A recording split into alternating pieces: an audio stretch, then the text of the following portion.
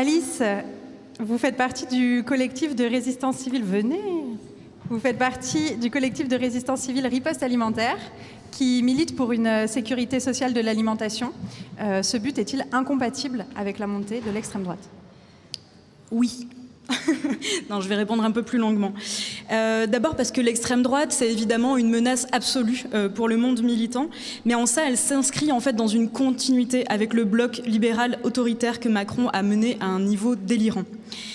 Donc on n'a pas attendu d'avoir le RN au pouvoir pour se prendre des milliers de grenades quand on lutte contre les méga-bassines ou la 69, ni non plus pour mutiler des dizaines de gilets jaunes. Et évidemment, on n'a pas attendu non plus pour que les violences policières racistes et classistes tuent Zieb, Adama, Steve, Cédric, Mohamed, Naël et tellement d'autres.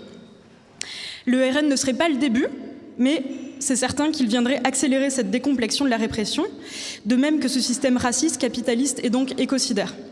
Dans les luttes écologistes, il y a quelque chose dont on ne parle pas énormément, c'est le rôle des femmes. Les combats écologistes, ils ont toujours été portés par elles. Mais dans une société où l'extrême droite serait majoritaire, les femmes qui prennent des responsabilités, qui acceptent de se positionner publiquement, elles seraient d'autant plus attaquées qu'elles le sont aujourd'hui.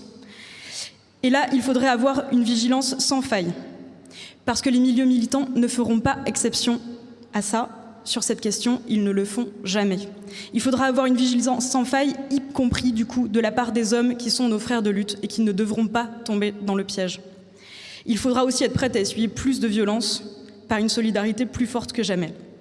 Plus globalement, il ne faudra rien leur laisser nous prendre, mais je crois qu'il faut aussi mener des luttes qui viennent saper les fondations matérielles et sociales qui font le terreau des idées d'extrême droite.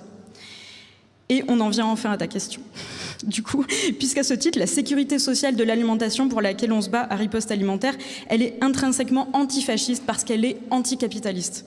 Elle a le pilier de l'universalité, de l'accès de toutes et tous à notre droit à une alimentation saine, sans discrimination. Elle redonne du pouvoir politique au peuple pour décider de sa subsistance lui-même. Elle crée de la solidarité et de la résilience sur les territoires et elle sort le monde paysan de la précarisation. Elle sort d'une logique de profit, de concurrence, prédatrice du vivant et des vivants, et au contraire, elle incarne un horizon de société désirable. La sécurité sociale qu'on connaît déjà, elle est née du Conseil national de la résistance à la suite du fascisme européen. Il ne faut pas attendre que les heures soient encore plus sombres pour faire émerger de l'espoir et de la lumière. Alors faisons front ensemble, un front écologiste, antiraciste, féministe, populaire d'abord par évidence et révolutionnaire ensuite par nécessité. Merci Alice.